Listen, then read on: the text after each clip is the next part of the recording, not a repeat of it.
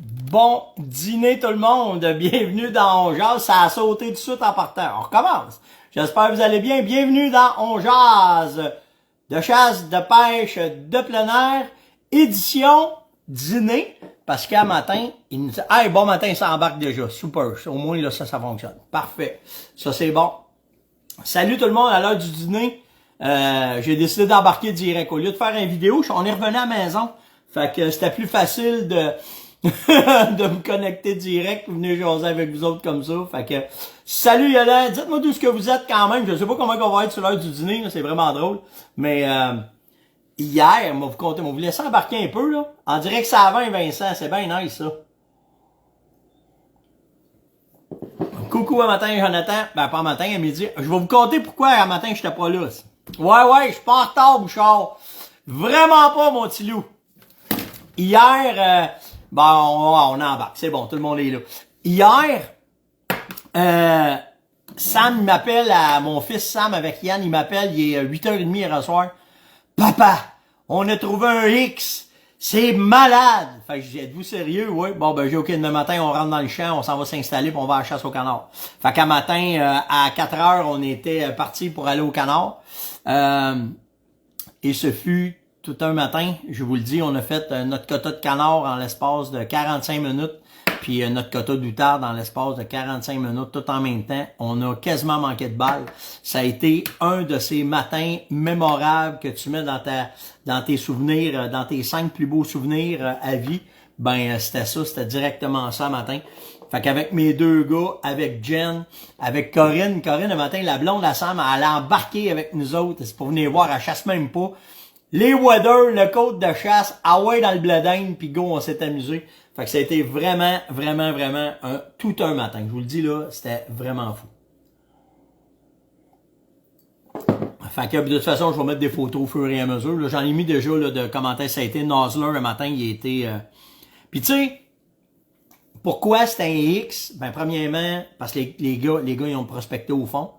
Fait que tu sais, en ayant, quand on dit c'est un X, c'est une place où est-ce que les canards vont venir se jeter, puis où est-ce que les outardes viennent se jeter, OK? Pourquoi? Ben c'est parce qu'il y avait de la nourriture naturelle, parce qu'on n'a pas le droit de nourrir aux oiseaux migrateurs, puis c'est ces places-là qu'on cherche. Fait que c'est les castors qui ont levé une dame, qui a débordé dans un champ, qui a inondé un champ de blé d'Inde, puis le champ de blé d'Inde, ben il a poussé partout en entour, ça a fait un étang au centre du maïs. Place de rêve. On a de l'eau jusqu'aux genoux. On sort de l'eau, on est dans le blé d'Inde caché, sur le sol, sec. Peut pas avoir mieux que ça, là. Ça, hey, Frédéric, à Vancouver, un matin, après-midi. Nice. Fait que vraiment, ça a été un matin mémorable. Puis sans Nosler, ben, ça aurait pas été autant que ça. Dans le Samier, là, il était prêt à écouter. Fait que vraiment, puis sans Nosler, ben, on aurait probablement perdu plus que 50% de nos canards. J'ai fait une vidéo juste pour m'aller le domper tantôt, là. Mais vraiment, là, tout parfait. Vraiment tout parfait. Donc, on est à la veille de l'ouverture de la chasse à l'orignal dans bien des zones au Québec, même si c'était déjà ouvert. Mais la majorité des zones rouvrent en fin de semaine. Donc, bonne chance tout le monde. Ben du plaisir, mais surtout soyez prudents, c'est ce qui est important, parce qu'il n'y a rien de pire quand il arrive un voyage de chasse, puis ça fuck la patente, ça va bien. Puis justement, en parlant de chasse à l'orignal, j'ai quelqu'un qui vient de me dire ça. Qu'est-ce que t'en penses, Steph, de la réserve de Rimouski pour la chasse? Hier, il y avait pas mal de groupes qui sortaient de l'Est. OK? Je peux pas vous dire partout parce que ça avait l'air de sortir de Matane, ça avait l'air de sortir de Rimouski, de la ZEC du Bas-Saint-Laurent, puis le kit. Puis les gars m'ont écrit pour me donner des nouvelles, comment est-ce que la chasse était. Et ben des places, c'est pas fort. C'est pas fort. Ça, tu sais, c'était le paradis, hein, avant. C'est encore une place de paradis. Mais comparativement à ce qu'on avait il y a 15 ans, ça a baissé énormément. Puis là, ben, les gars me demandaient, Marco est là-dedans, d'après toi, pourquoi faire ça a tant baissé?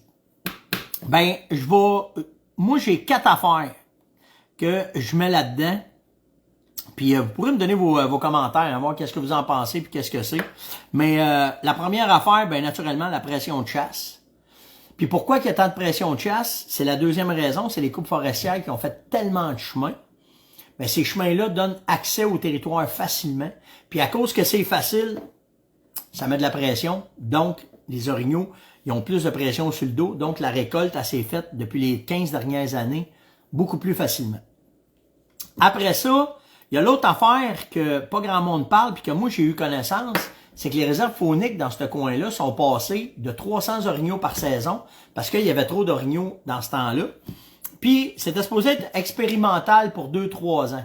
Puis comme nos fonctionnaires sont tout le temps à l'affût de voir comment est-ce que c'est, puis comment est-ce que c'est bon, ben ils sont passés de 300 quelques orignaux qu'ils récoltaient dans les réserves, que ce soit une Matane, Chic-Choc, Dunière, Rimouski, nommez-les toutes. Ils sont montés à 900 orignaux. Cette pression de chasse-là, tu sais, c'est 3 ans dans une là, qui se fait là. C'était pas supposé durer longtemps. Ils nous ont oubliés puis ils ont continué. Fait que tu sais, ça fait pas loin de 10 ans de ça.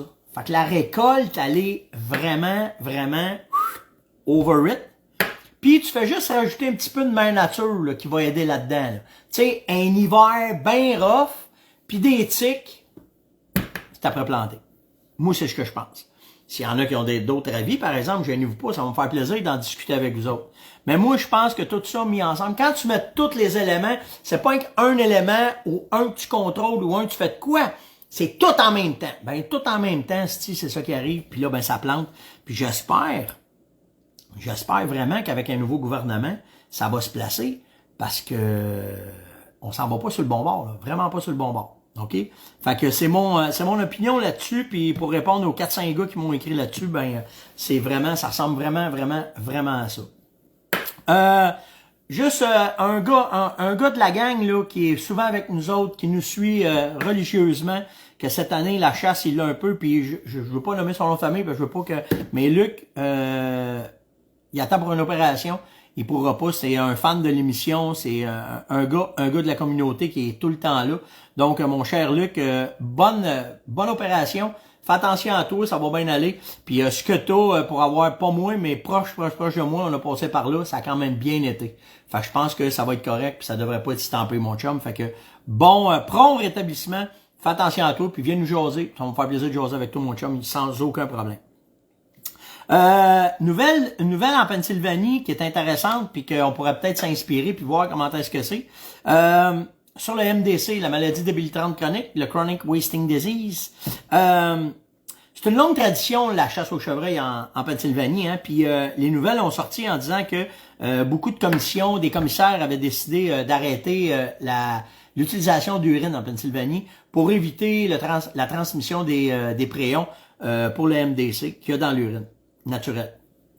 Alors, il en fallait pas plus pour que les chasseurs se mettent le nez là-dedans, que les lobbyistes vérifient leur affaire puis qu'ils aient fait des études. Puis en fin de compte, les risques sont très très faibles de transmission avec de l'urine naturelle.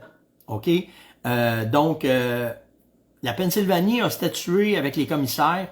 Ça prenait plus que 50% des votes pour pouvoir interdire l'utilisation des urines pour la chasse en Pennsylvanie.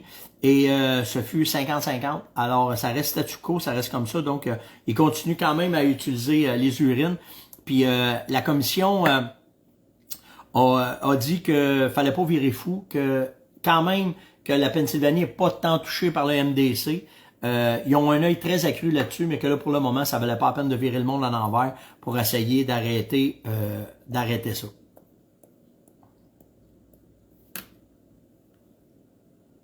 Ici, ils ont peur d'avoir peur. Fait que c'est ça qui est ça. Mais nous autres, on n'est pas assez spécialistes. On n'est pas spécialistes. On connaît pas ça. Fait que c'est ça. Fait que la Pennsylvanie, ben, ils regardent aller ça, ils attendent avant de paniquer, puis ils vont voir qu'est-ce qu'il y en a. J'ai eu beaucoup de je l'ai-tu, il est dans mon truck, je l'ai mis dans mon truck, sur le Rifle Caddy. OK, j'ai eu bien des commentaires là-dessus, dont certains m'ont dit, hey, c'est-tu légal? Certains, c'est légal. C'est légal d'avoir tes armes à feu dans ton véhicule en période de chasse, sans qu'il soit dans un étui, puis sans qu'il soit avec un gunlock. En plein jour, il n'y a pas de problème d'avoir ton arme dans ton véhicule, sauf il y a plusieurs petites affaires qui peuvent vous faire du trouble si vous ne faites pas attention. Exemple, centre-ville de Québec, t'as un gun sur ton banc, t'en vas faire ta commande. Centre-ville de Montréal, centre-ville d'Ottawa. Asti, ça prend un petit peu de GBS, OK? Fait que c'est sûr que si t'en vas dans une grande ville, t'en vas à la banque. s'il te plaît, mets ton gun dans ton gun case. OK? Le soir, pas se poser. Le soir, dans son étui serré. Mais à part de ça, il n'y en a pas de problème. Puis, je vous parle de ça parce qu'il y a comme le syndrome du gun, là, présentement, là, tu sais. Tout le monde, là, on a toutes nos licences, on a tous nos permis, on est tous légal, tout est correct. Mais, Christy, hein? Pas de danger avec un gun, là. C'est sûr que tu sors pas ça à côté d'une garderie. Tu sors pas ça à côté d'un hôtel de ville. Tu sais, tu fais pas ça. Mais le reste, là, t'es dans un champ, puis tu décides de dîner, puis tu pars, t'en vas chercher une pizza d'un petit village. C'est tout le temps une question de GBS là-dedans, puis de ne pas avoir de problème avec ça. Et non chargé, naturellement. Merci, Patrick.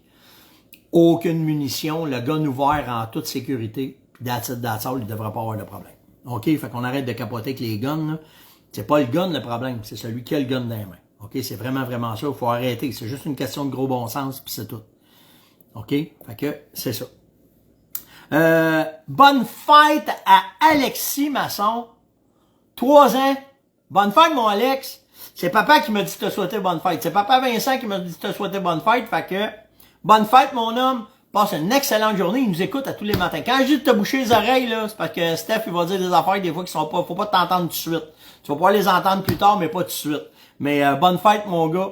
Passe une excellente journée. Profites-en bien. Puis j'espère que tu vas avoir un gros morceau de gâteau avec papa. OK, mon gars?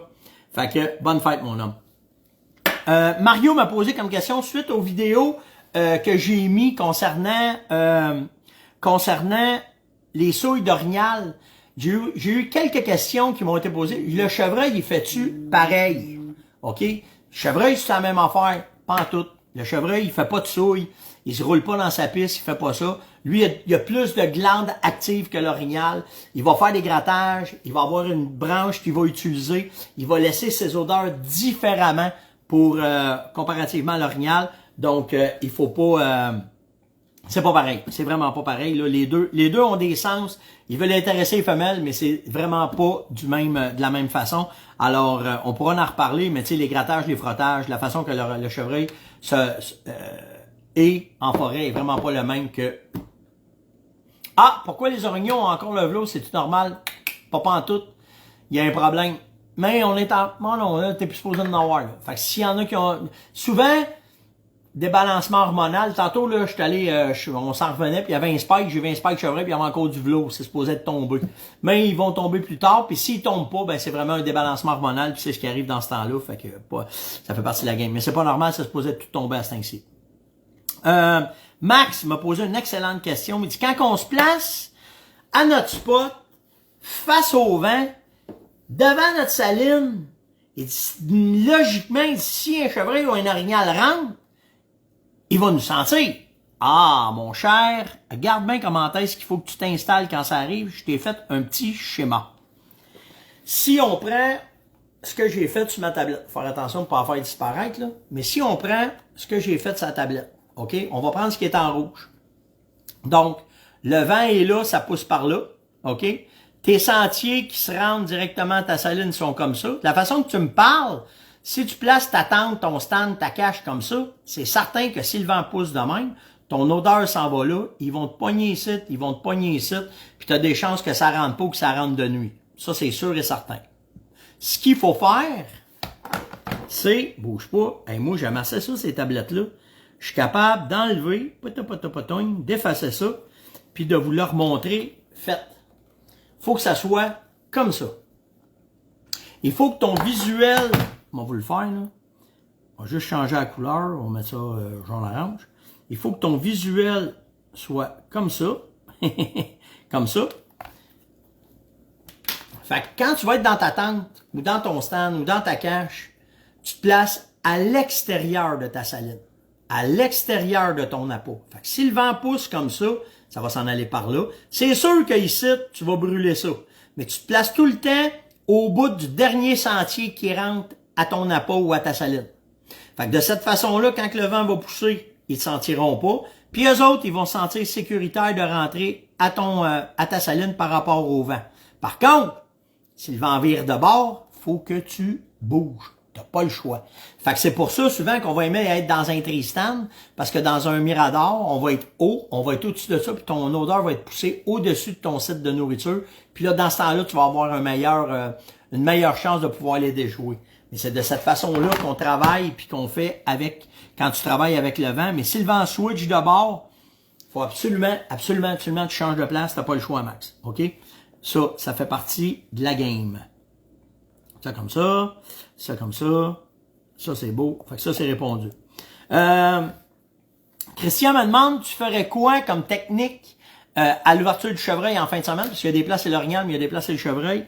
Le chevreuil à Saint-Cyr, c'est nourriture, OK? Ils sont ça à bouffe à côté, même si on commencé à faire des grattages au sol, même si on commencé à faire des frottages chez les arbres, ils sont vraiment pas à côté là-dedans. Donc, ce que je te conseille vraiment, c'est faut que tu prospectes comme il faut ton trou. Il faut que tu t'organises pour pouvoir trouver où est-ce qu'ils sont les points de nourriture, ou si tu as un endroit que tu nourris. Et là, moi, je chasse pas le matin.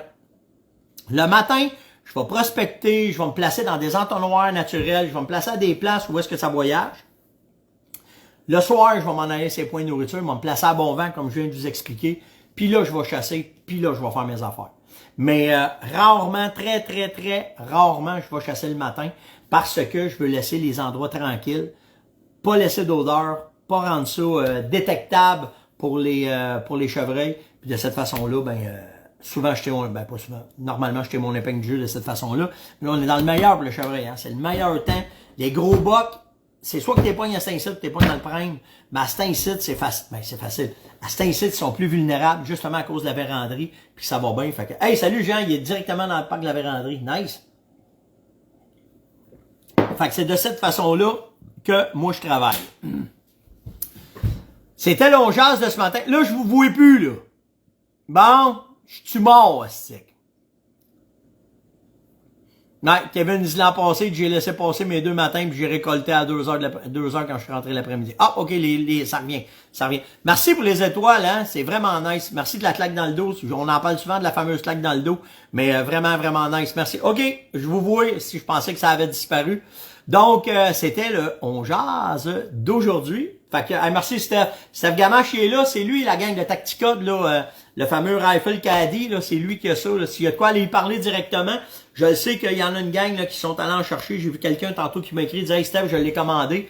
On va espérer que ça va rentrer, parce que le mien, ça a pris quand même du temps à rentrer. Salut mon Sam! Mon chum, mon partner de chasse, il est là. Les autres, ils décollent demain.